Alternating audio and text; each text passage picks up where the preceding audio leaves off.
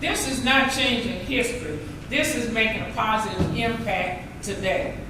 I know the history.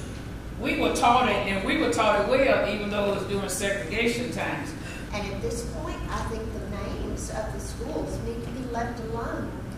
And everybody needs to look to their hearts and not look to the name of the school for how they feel towards other people.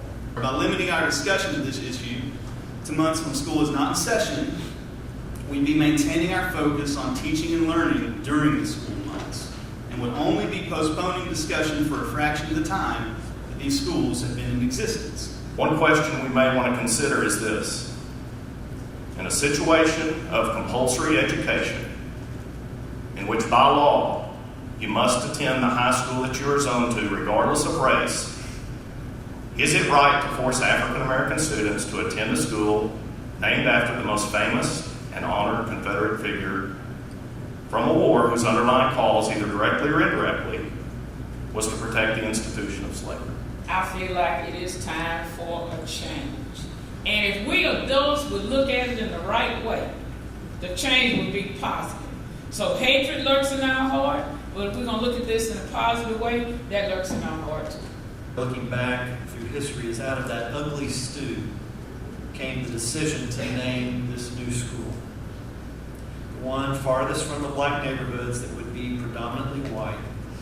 After a man with no real connection to our city, no personal contribution to Tyler or its schools, and one who had become known as the face of the Confederacy. Robert E. Lee, in the face of resisting integration, had a new meaning in 1957.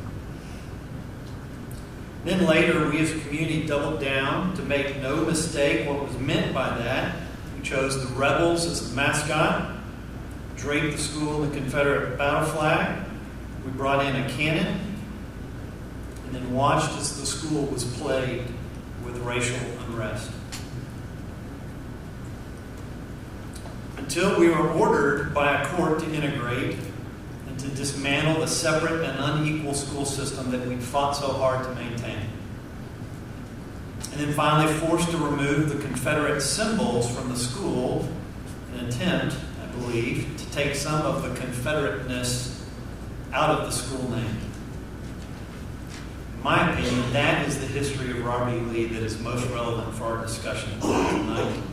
Not the nuances and complexities of a man who lived and died 150 years